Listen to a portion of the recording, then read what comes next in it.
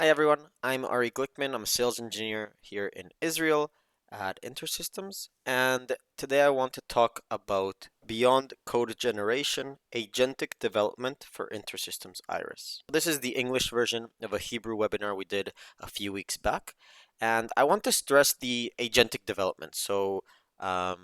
Basically, what happens is that a lot of developers on developing on Iris or InterSystems platforms are using LLMs, but they're interacting between them. Okay, so we're asking the chat, I want to do ABC, and then we get this kind of template or class from the chat, and then they go ahead and have to bring that into their environment, and they're acting as a sort of um, in between, okay, a lot of times. And why not bring the agent into the environment with us? The idea is that we can work on higher level things and more important things, and have the agent work on the things that are more mundane. Okay, and again, the idea is not to be replacing developers, okay, but to empower them, okay, to work on more important things, and not, debugging this silly syntax issue, for example. Okay, so beyond code generation, again, we're taking the next step. We're not just asking an LLM to create code for us, okay, code that is oftentimes incorrect because it's hallucinating class methods or classes, okay, and the syntax can be incorrect. So we're taking the next step and we're bringing it into the environment with us. So, just an agenda. We're going to be talking about kind of the history of agentic development. Then we'll discuss the workflow in Iris, what MCP is, and specifically the Iris Agentic Dev MCP server. We'll do a few demos, discuss practical patterns, and then, though there won't be time for a live Q&A, obviously, because this is a recording, I will be monitoring where the video is posted in the community, and you can ask questions there, and I'm happy to answer them. Okay, and we'll discuss next steps, how you can actually go ahead and take this into your day-to-day life.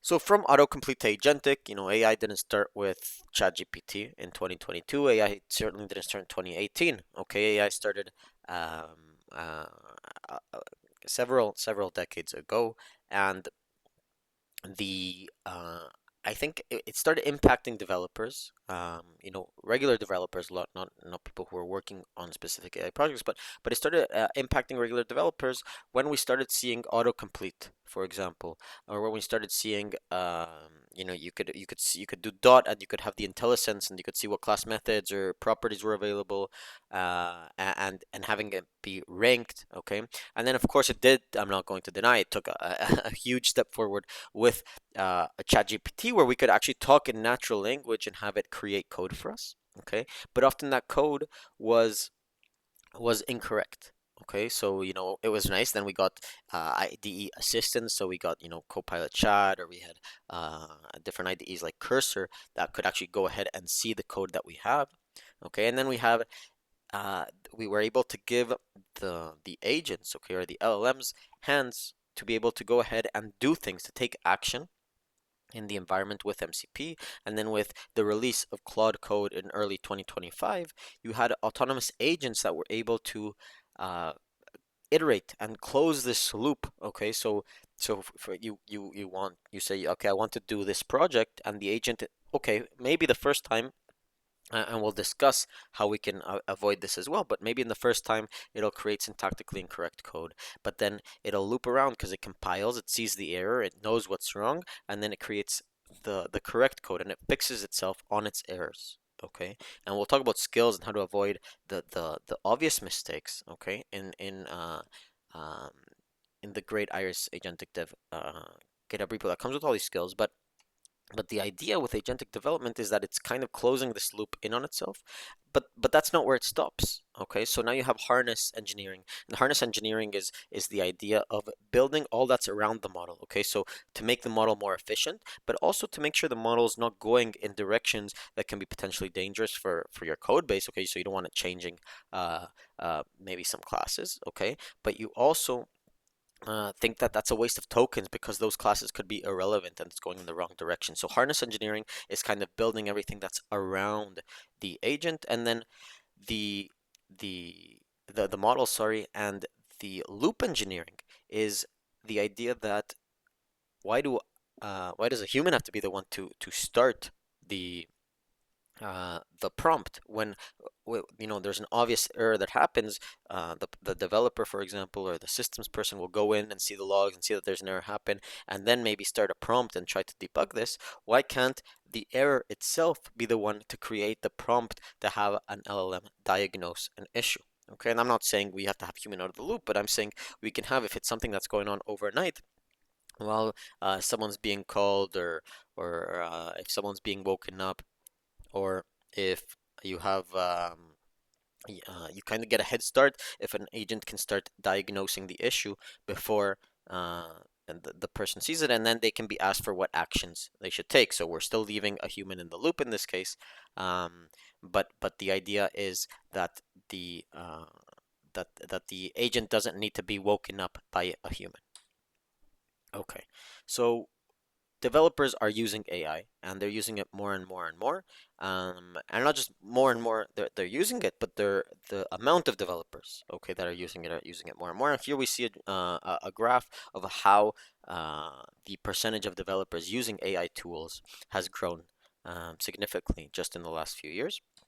And the specific tools, okay, that they're using are are diverse. Okay, today in the webinar we'll be discussing two specific ones that are of the most popular. So we'll be talking about Claude Code and GitHub Copilot. Okay, but that doesn't mean that what we're going to talk about today is only for those two tools. So we're going to do this in an agnostic way. I'll show you what it means for these tools to connect, but you can do the equivalent in whatever tool you're using, and that's the whole point of MCP. And we'll discuss MCP a little later.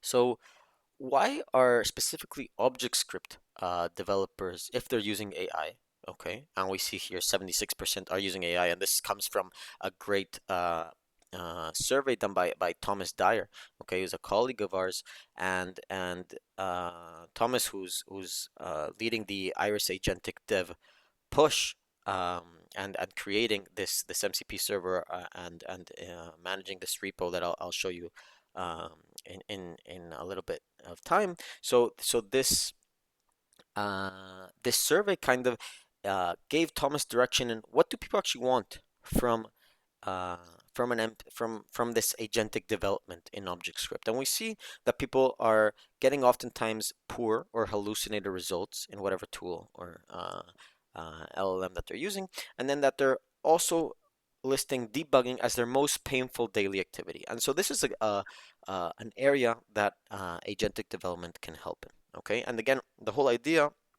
is to have the developer be able to work on more important tasks than these silly debugging errors. Okay, so why now? So a lot of LLM, so I think almost all of us are using LLMs in one way or the other. And again, and a lot of times we're kind of in between. We're kind of uh, connecting between, LLM and our environment, saying, oh, I got this error. Oh, I got this error now. What do I do? And then we're going back and forth between them.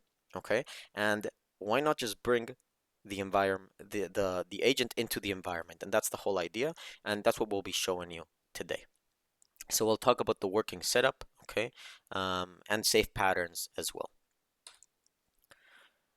An agentic task is essentially going to take the next step. So from an LLM chat that can only plan, it cannot act in your environment, it cannot see the results live, and it cannot correct itself without someone telling it what those results were. Okay, so the idea is you bring the LLM in, it compiles, for example, it'll see a compilation error, it'll read the compilation error, and it'll fix itself. And then it'll replan to fix that problem. It doesn't have to be a compilation error, of course. It can be some query. It can be some debugging. Okay, so it can be a lot and a wide range of tools that can be called, and we'll discuss the tools a little later. But the fact that it can be autonomous is really, really powerful. And these are tools, this is not things that are so naive, or so far-fetched. These are tools that you're essentially doing as well. Okay, so you have to go ahead and read docs as a developer, and you have to go ahead and write code, and you have to go ahead uh, and edit code or debug, okay? And then you can go ahead and run and execute code, and you can use the terminal, or you can use your IDE, and then you go ahead and test this. And the whole idea here is to give, if we're going to bring the agent into the environment with us, well, it also needs these tools, and those are exactly the tools that we're going to give it. So how do we give it these tools? And there's something called MCP, Model Context Protocol, and I think it explains, people call it the USB-C, okay, for these LLMs. And the idea is that before MCP, okay, uh, each application was connecting to the LLM in its own way. And with MCP, you get the standardization, okay, and with it, it makes it easier to connect to different LLMs, okay, as well as from different tools. So agents, okay, are going to be able to run. We're going to give it these same tools, okay, that our developers are going to use, but we can just choose what tasks they work on, okay. So again, the idea is, for example, oh, I need to compile some code, or I need to open terminal and run this code. Oh, well, the agent can do that with these tools that are done over the MCP server. Okay, so we don't have to, we're bringing the chat into the environment. So where is this chat that we're talking about? So I'm specifically going to discuss something like Claude Code or GitHub Copilot. So, uh, and it's out of the scope right now for how to install those. So you can go ahead, and there's a lot of information online on how to do that. Okay, or you can even ask an LLM. But basically, what you need, the prerequisites for the demos that we're going to be doing, is you need to have Claude installed, or again, it can be a different tool. I'll just be demoing with those. We can also, for example, we have GitHub Copilot, okay, or also Claude Code within our VS Code environment. Okay, so these are the agents, and this is the chat that we're bringing into the environment essentially with us. We'll discuss throughout the the webinar today, throughout our time today, the kind of things that we can add, okay, around these models to make them more powerful. Okay, so MCP is going to be those tools that it's going to be able to actually run things on the environment. What about persistent context? Is something you can do through markdowns, and then adding skills for more complex workflows when it's not just a matter of running some simple code, but actually creating large projects or dealing with them. And then what about using other agents to be delegated, because each one has their own contexts, and then having determinism injected into an indeterministic area. So LLMs are indeterminate, so you can run the same prompt twice and that you won't necessarily get the same results, which is different than how regular code works, right? But with hooks, you can actually create these automations in your agents. So these chats are going to be in our. I'll be working with them in our IDE, but you can work with them, from the Claude desktop app, or whatever again tool you're using, or even from just the command line or PowerShell. Okay, so the IRIS Agentic Dev is going to basically connect over APIs, okay, to the live Iris instance using, okay, a bunch of tools that come with the Iris Agentic Dev MCP server. So you can connect to Iris in a Docker environment. That's what I'll be doing, okay? But you can also connect remotely, since you're the same way kind of VS Code can connect remotely. You can connect in Copilot. The difference and the advantage maybe to those that prefer Copilot is that you can use ISFS, so the InterSystems File Service, as opposed to connecting using a TOML, which we'll also discuss in a bit. So let's go ahead and get started and connect those chats that we have over here. Okay, so again, we have these two chats. I'll just close them and show you again how we got to there. So we have over here, and this is just blocking me. All right. All right, we got the chat, okay, and we got Claude Code over here. So again, chat is the GitHub Copilot. At the left side, we'll be starting with the GitHub Copilot setup. Okay, so the first step is to go ahead and install the VS Code extension. So this is a nice opportunity for me to show you where all these goodies kind of live. So this is on the releases page, but let me just go up here. Okay, so this is all the home of the open source IRIS Agentic Dev repository. There's several readmes here that you can go through. There's also been a recent push by our colleague Thomas to write some community articles leading you through the setup. The first step, again, is to set up in VS Code that extension so that we can connect to ISFS. That's the InterSystems File Service. So we can go ahead, search IRIS Agentic Dev. Okay, and you can go ahead and install that. You can also, if you don't have access, so this will also set up the step 2, which will add the MCP server. Okay, but if it did not for you, or you don't have the connection for the internet, then you can just go ahead and add, okay, that binary. So this is just going to be, let me just show you from the releases page of the extension. You can add the IRIS Agentic Dev. If I'm working on Windows, okay, so you can add this executable to path, okay. You can also alternatively, um, oh, well, depends what operating system you're working on, but you also have to additionally from just adding it uh, to the path of your system, okay, you have to also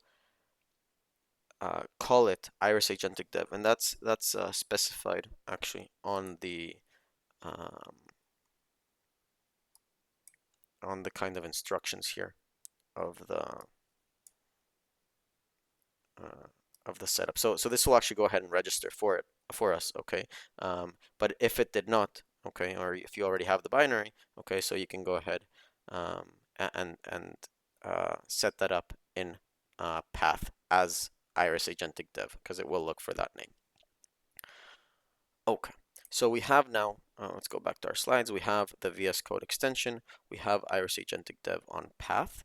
The next step, okay, is for us to configure the connection to the IRIS server, right? Because if we look at where it's actually connected to, so if I close this and I open our terminal here, our output, sorry, we're going to see that it's trying to connect to a default, okay, environment. But that's not where my iris is currently living that I want it to connect to. For example, I want it to connect to port 80 because that's where my iris is. So how do I actually do that? So what we can do is we can either set up an active object script connection, or TOML. TOML is a Tom's Ordinary Markdown Language. We'll do an active object script connection here. And then that's because later in the Claude code side, okay, let me just go down here. In the Claude code side, we'll need to set up that TOML, and you could have also, you know, they access it in the same way, but the advantage of the GitHub Copilot in it being native to VS Code is that it has access to things that your IDE has access to in an IDE native way.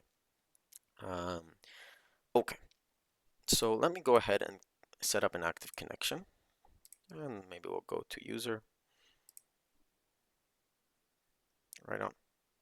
Okay, and now we see that it's connected to port 80 and namespace and username and stuff like that. And where did it pull this from? Okay, so it actually pulled this from the same way because I have an active connection to Iris, right? Because I already set that connection up earlier. Okay, and we see here's the user namespace. Let's see if it's been able to pull those tools. So here we see we've got the IRIS Agentic Dev tool set, okay, and it's a large tool set, and you don't need to memorize, okay, or know all these tools or stuff going on. So that's not the idea. You can just, but if you do, let's say you don't want your agent to be able to, you don't want it to be able to compile, okay, and then you can do no IRIS compile or stuff like that. Or if you don't want it to be able to use IRIS Agentic Dev at all in some cases, then you can also do that, or you can choose kind of what tools you do.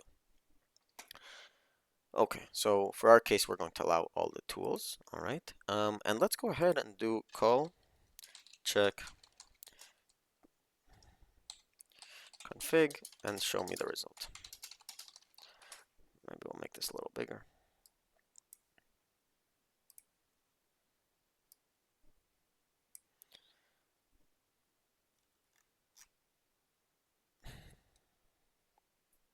All right, good stuff. So we're connected, localhost 80. Let's go and set up names. Let's go set up. Let's go and set up our first tool, or our second tool called, because check config is its own tool. Let's make global agentic development equal agent was here. All right.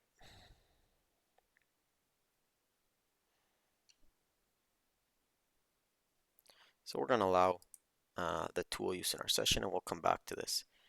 And perfect. Okay, it's already set it. Now I want to show you. Let's read that global from our other agent, Claude Code, because that's also a common one. I want to just show you more than one tool. Okay, so going back to our slides over here, we've already added IRIS Agentic Dev on path, so I did that kind of on the side. But again, where that release you can get from is just going to be over here. Okay, if it doesn't download automatically, or if you don't want to use the Copilot setup like we did, so you can go ahead for Claude, go ahead and download and add IRIS Agentic Dev to path, and I'll just will again stress that we'll use the name IRIS Agentic Dev. We'll kind of cut out the Windows stuff at the end in our environment. So we've already gone ahead and done that. The next step is to set up the MCP server connection to IRIS in our Claude JSON. Okay, so I'll do that in my users. So let's go to users over here, and I'll show you in just a second.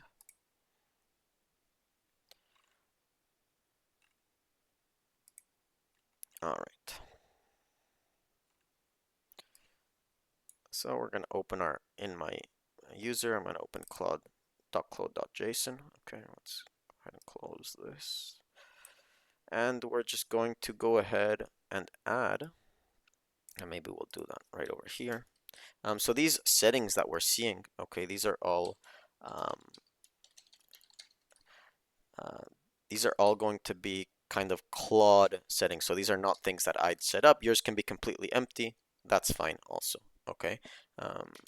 So let's see. We've got MCP servers. We're going to do IRIS Agentic Dev. Then we're gonna do command.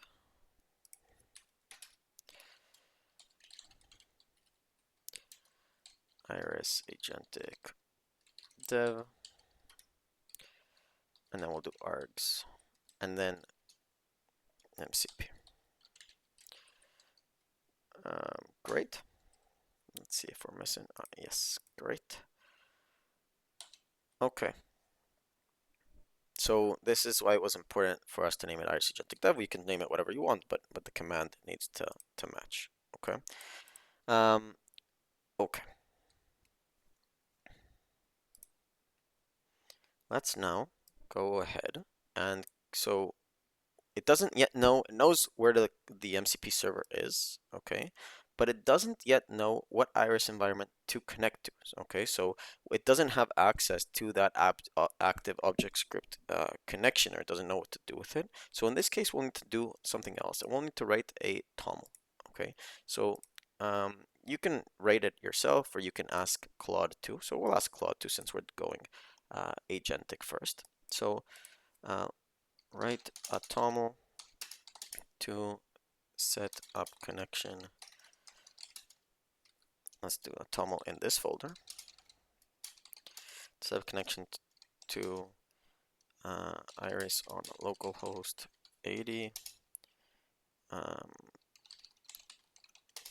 And then we'll give it a strong user here. And we'll say no prefix, namespace, let's go user. Okay, and I want us to read the global that we saw in the other, that we set up in our other environment. So that was the agentic development global. If we go to our environment, maybe I'll just pull that up in the meantime.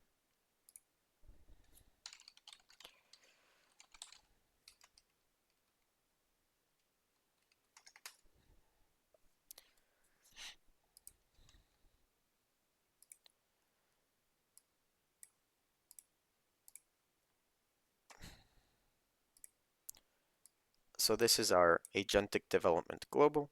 Okay, so agent was here. Let's have it, yeah, great. So I want it to write and run a check config. So we'll start allowing, yeah, we'll allow it, okay. So it's written this, this toml, okay, and we want it to now read that global for us. Okay.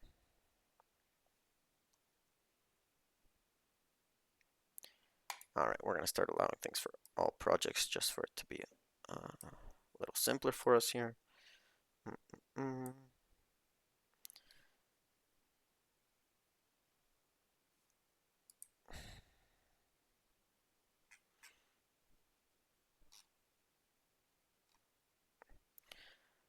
Okay. So the next thing, once we have check config,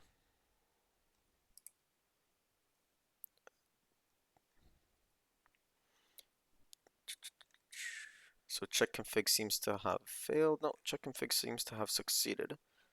So we'll stop that here. I don't know which direction it was going with. But what I want us to do is run, well, let's just confirm and see if you are connected.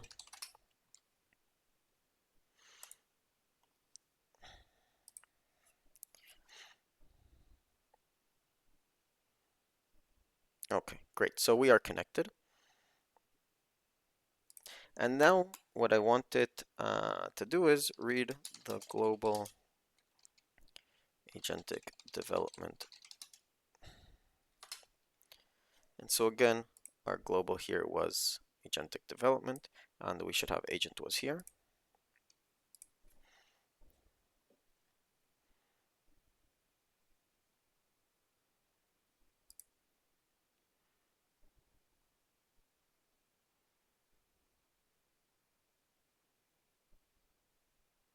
Okay. So here we go, agent was here. Let's update the global to say second agent was also here. Just to show you that, you know, it's really agnostic to what kind of tool, to what kind of model we're working on. Also technically tools, so it can use different tools each time. All right, let's go ahead and see. Great, second agent was also here. All right, so we've got ahead and set up both GitHub Copilot and Claude Code, okay, in our Windows environment. And now we can really take advantage of all these more powerful tools. That's not just, you know, setting globals, and we can also use some really cool skills. So again, where this all lives is going to be in this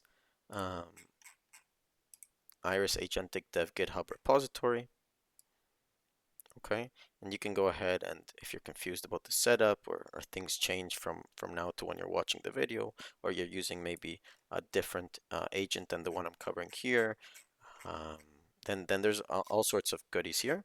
Okay, and we'll look into some stuff like the skills and some of the tools that are included here.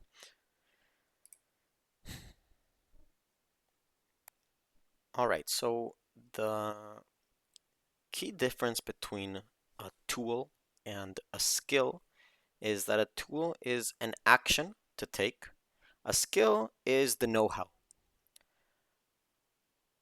Skills are uh, not calls, okay, necessarily that the MCP server will take, but it will tell our agent, okay, how to do more complex tasks. All right, so the tool is a single action. For example, we used a certain tool to set a global, okay? So some examples of tools, okay? And this is, not an old post, by the way. Those that don't follow Stefan Whitman on LinkedIn, also in the IRIS, sorry, in the InterSystems community, okay? I encourage you to do so. There's lots of good stuff coming from him. The uh, the post is not old, but because of the pace of growth and advancement of the IRIS Agentic Dev, some of these have a bit changed or been updated, or there's more tools now available. All right, but a lot of the core is still very relevant. Okay, so you have IRIS execute. Okay, that's basically how you can run terminal prompts. Okay, kind of like the object script shell. So we're giving access to it to the agent. So for example, some other tools for search and introspection you can see here, or interoperability tools, administration. If we want to go ahead, let's go ahead and use maybe the IRIS execute. So, create a global. There's actually a new tool that's going to be the IRIS global tool. Okay, but you can also go ahead and if you want to use a certain tool, you can request it. Okay, but you don't need to. It will go ahead and the agent will choose what tool best fits it, and it will operate. It will operate this kind of loop and fix itself, and we'll discuss how to create new skills going forwards. All right. So let's go ahead and ask it to list all the users, for example.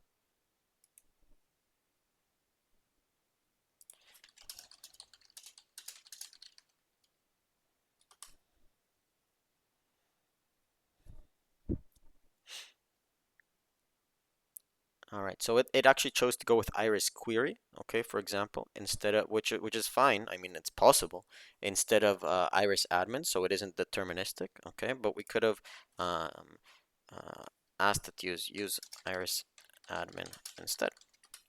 All right, so you can kind of request it to use it, but there's not necessarily it running the same command, okay, or the same prompt twice is not going to always lead to the same result, which is kind of funny in development when we're used to the exact opposite. You run the same code, it's supposed to always give the same result. Um, so in agentic development, it's not always like that, but it's very, very powerful what we can do with agentic development. So it's good to learn to use it to make us more efficient. All right, so we get the same results, and also just so you know, you can ask an Iris developer also, or an InterSystems developer to do the same thing. You can ask two different developers, and they'll do it in different ways. And so if one, you chose to do an Iris query. Also, it depends, I guess, on kind of what permissions you have. But with a strong user, you could do a query, okay, to see what users there are. You could also use the Iris admin. Um, all right.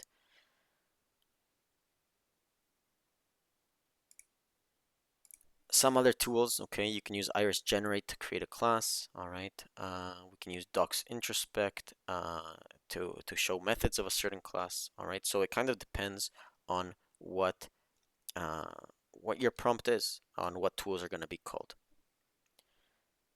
Okay, so maybe we'll just do one more tool call, and let's do something like this. Are there any productions running? All right, so I actually do. I'll just show you. I do have a production running, and it's in a troubled state. All right, so let's go ahead. So it's going to go ahead and try to use the Iris production tool. Okay, so we can see what tools it's actually trying to use, and it's going into an error, into a class does not exist error, because the let's allow. It's going into a class does not exist there because it's running in by default in the user namespace. Okay, although my production is running, maybe I'll make this a little larger, in the interop namespace. Okay, and my production's in a trouble state, and it'll identify it soon. Okay, so here we go. So it's in a trouble state. Okay, and we can ask it to start debugging or helping us see why it's in the trouble state. We'll do that maybe later.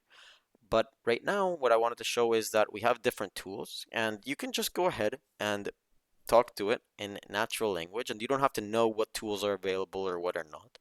And um, there is the option to create more tools, which is going to be out of the scope of our webinar. We will be looking at how to create skills, okay, so to help us with some workflows. But I think it's really powerful that we can all of a sudden do all these operations, okay, with an agent inside our environment. Okay. Some skills, all right, so out of the box, so we can actually go ahead and see that in our, let's go here. So there's this folder called skills, all right, and the there's a lot of skills. So skills subfolder skills. There's a lot of skills that come here, all right, and these skills are actually loadable. So I'll show you. Do you have any skills available? All right, and it's going. We can close this. It thinks I'm referencing that. So it's going to go ahead and do the IRIS Agentic Dev skill list, okay, and the skill list, okay, it's going to list all 33 skills. So again, there's now 33 where there used to be less. There's also other built-in skills that it comes with, but these skills, a lot of them are in uh, the iris, so all the iris skills are very relative to what we'll be doing, okay, some more than others, okay, so it depends kind of what you're working on, but these skills will let it write code and basically use its tokens in a more efficient manner. So what kind of skills are there? Okay, so you have, for example, the object script review skill, all right, you have unit testing skills or test-driven development. We have skills for seeing the logs from productions, okay, or for people that want to use vector search, okay. So the idea is to make this whole process more efficient, the tool use more efficient. That's what skills are going to do. All right, so I kind of think about it in like when Matrix he gets loaded, when Neo gets loaded in the Matrix with kind of these fighting powers, okay, and then all of a sudden it says, ah, I know Kung Fu, okay, so that's kind of the agent. We're able to load it with these skills, and it's not like we gave Neo another tool, but we taught him, or the Matrix. In the Matrix, they taught him, they loaded these with the same, he still has the same limbs, okay, but he's able to do with them new things. So in the same way, skills are able to use tools in more efficient or cooler ways. Skills can also be created. We'll do that later. And just another cool one is a plugin. Okay, so let me just show you here. We have plugins. All right, so we have a superpowers plugin that I like to use. It's a really common plugin, and it'll help us, for example, create new skills later. But it'll also help, for example, if you want to create a more complex project, it'll say, okay, instead of just going in and brute forcing everything, let's actually ask the user more questions that are going to clarify things instead of us going into this kind of hole. Okay, so that's also a really useful thing. All right, so we'll come back to this. Let's go back here. All right. So how you would invoke a tool versus a skill is not an exact science, because the whole idea uh, here of agentic development is not an exact science, because agents are non-deterministic, okay? But the idea is, if you do a direct command that can be, that can be done with a simple tool called, and it'll do that. But if it wants something that's a little more complicated, the idea is that it would invoke or call a skill, or read up a skill into its context, so then it knows how to do that better. Okay, so let's go ahead and see how we can actually use those skills. So another way, so the skills can be loaded from the MCP server. Another native way for Claude to use skills, okay, is, so if we have a look at the repo, okay, the IRIS Agentic Dev repo, you have the skills/skills, okay, folder, and in here you have a bunch of skills, each one with different markdowns. Okay, so if we look at object script review, okay. So these are kind of common errors to not make an object script. So it uses, kind of, the idea is to use less tokens and be quicker at writing more efficient and better code.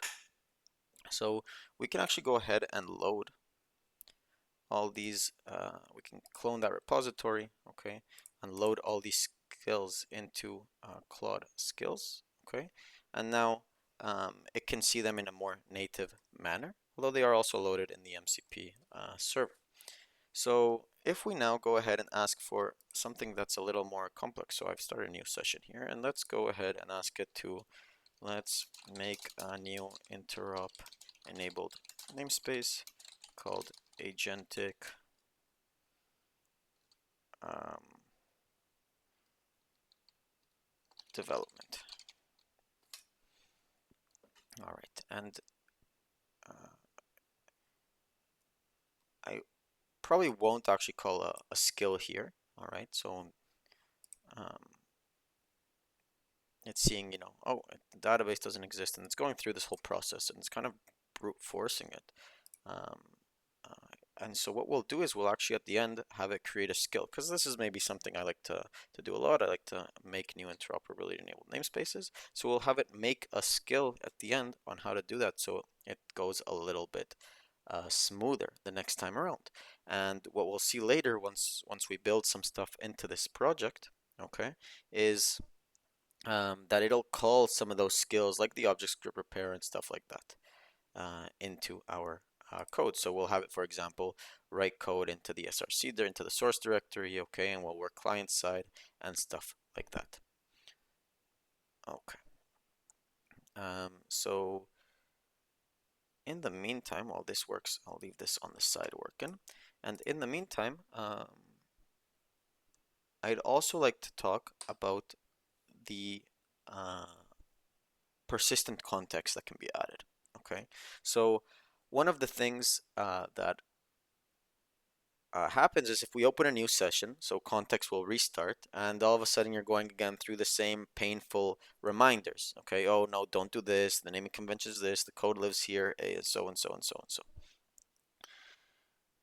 What we can do is set persistent context, so that every time Claude opens, or an agent opens in a certain project or directory, okay, it can read that up at startup, it'll load it into its context, and it'll know what we're talking about.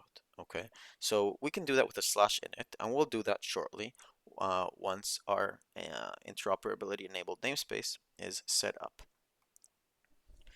So let's go ahead and see what that process is looking like. All right, so it's looking like it's just about done. Our agent's still churning, okay, but we can see that we have agentic development running here. So what I want to do now is show you, all right, what if we have to do this again? Let's create a skill.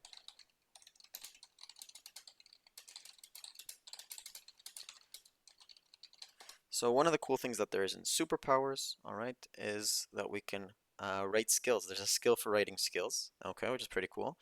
So it'll write a skill for how to do this going forwards, and it'll save it with those other skills. And so next time we ask for to do such a thing, like create an interop enabled namespace, it'll have the option to go ahead and read from that skill and avoid if there was some complicated errors. That not necessarily is what happened here, but for complex workflows, okay, it can do that.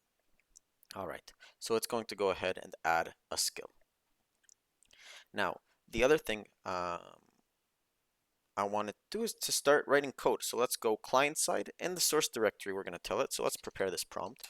Let's now create a very simple table with company name and city headquarters.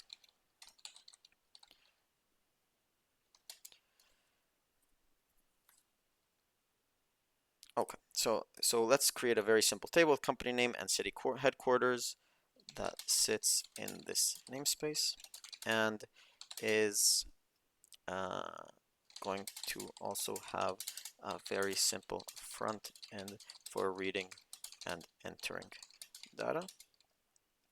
It should be extremely simple for a demo in a couple minutes. All right, so let me just pause it for a second. Okay, so it finally finished figuring out what kind of skill it wanted to write. All right, so we're going to go ahead and allow it. And then what we'll do, all right, so we'll also allow this. So what we'll do now, okay, is set up this kind of demo in this interop-enabled namespace.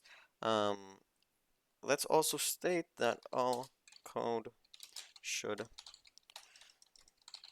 be in the src directory in webinar. All right.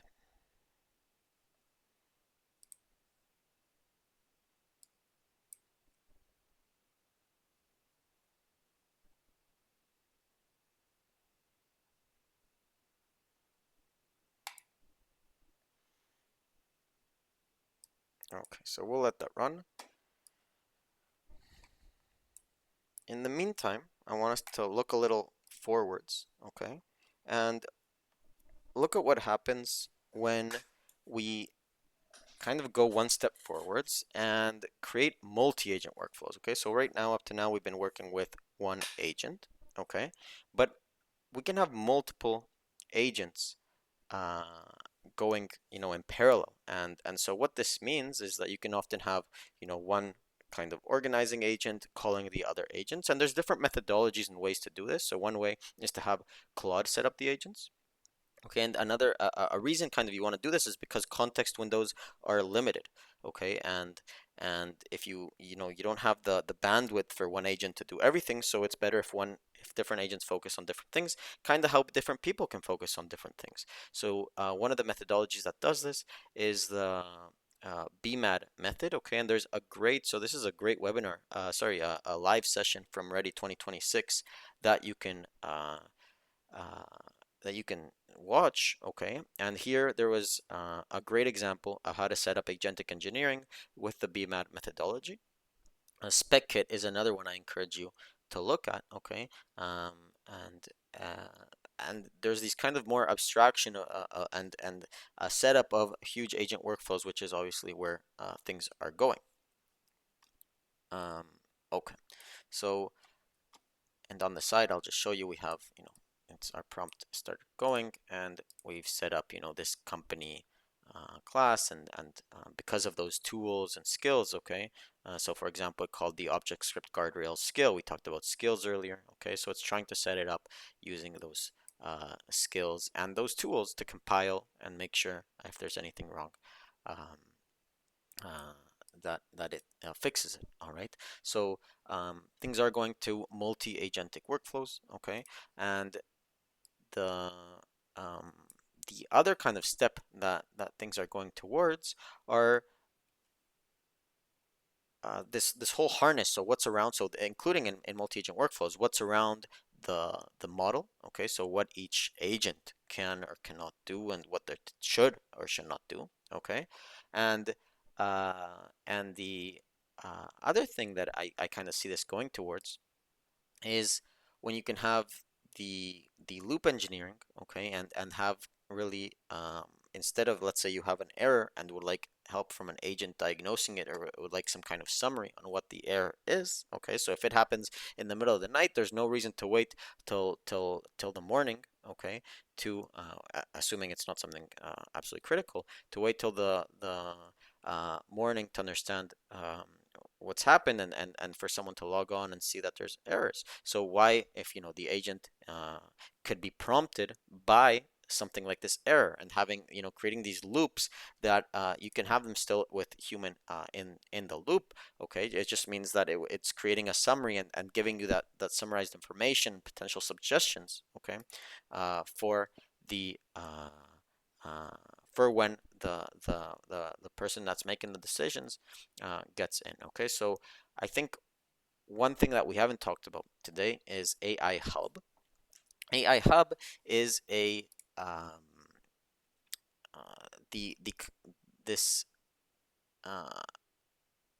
facilitator of, maybe I'll just show you, okay, before where you can actually find information on the AI Hub.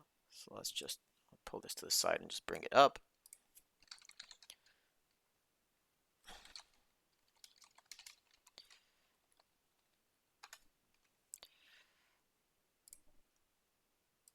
So the AI Hub, you can find it's a different GitHub repository. You can find it here and what it does, okay?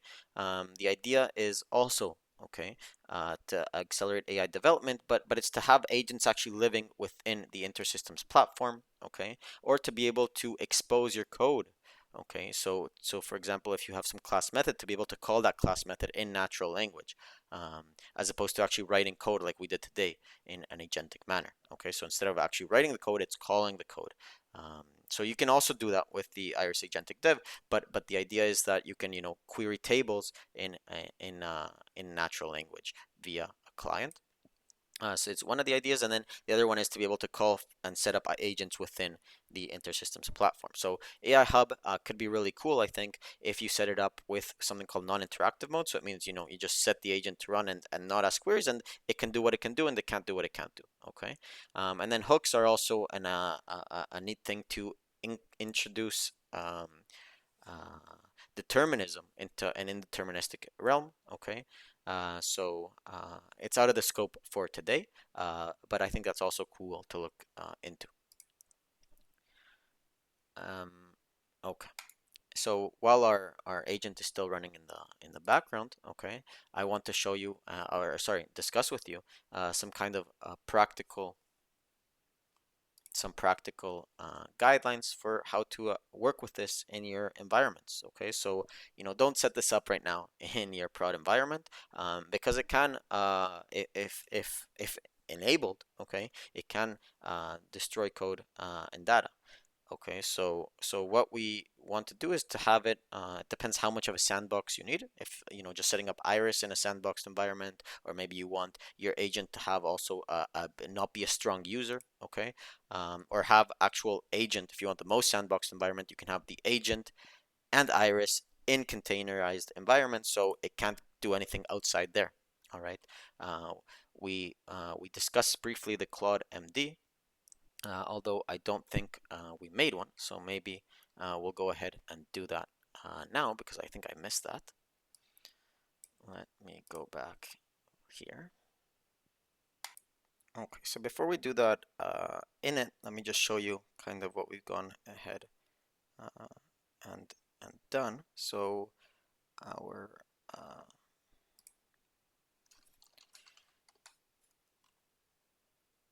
our agent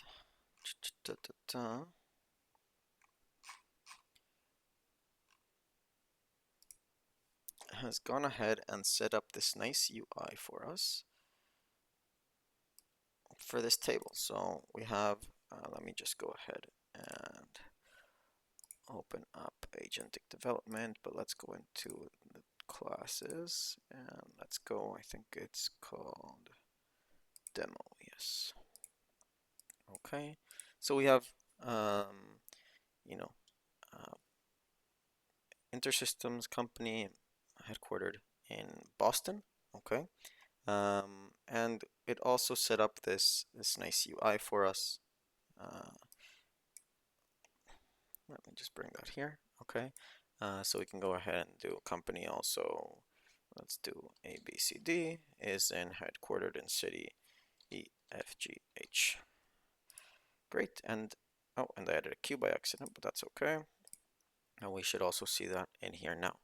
All right, so it's really cool what we can do. And what I'd like to now run is the init. So let's go ahead and go in our session and run the init. And let me just remind you what the init does. So let's go back here.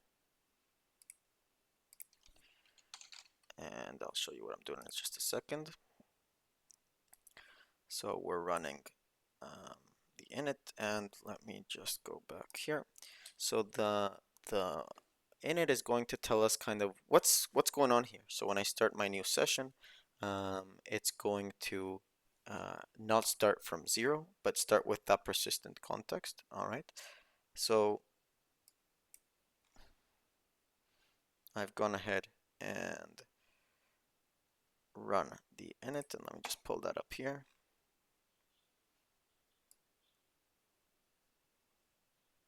All right, so we run the init, and it's going to create a Claude.md.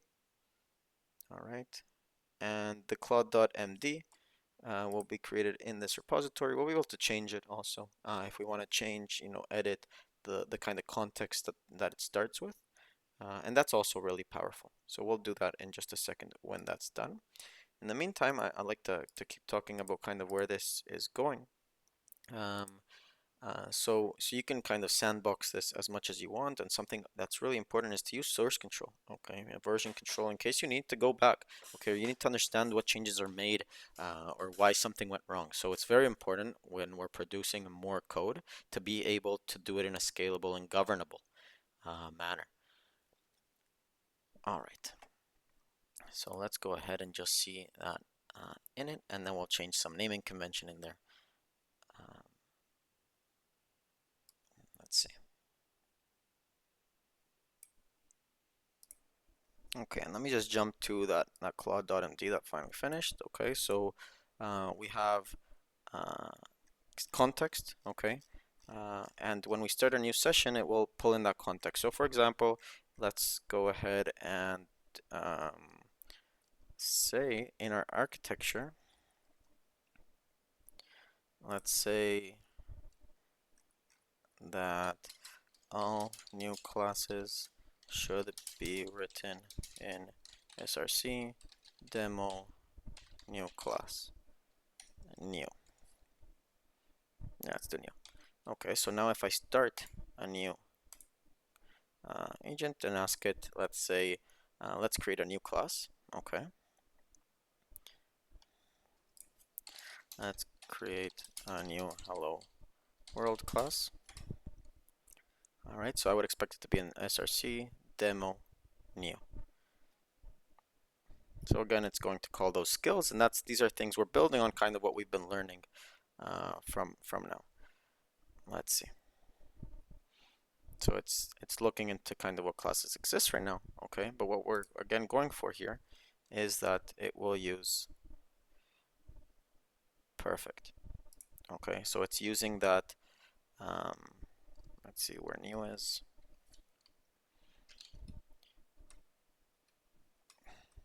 There we are.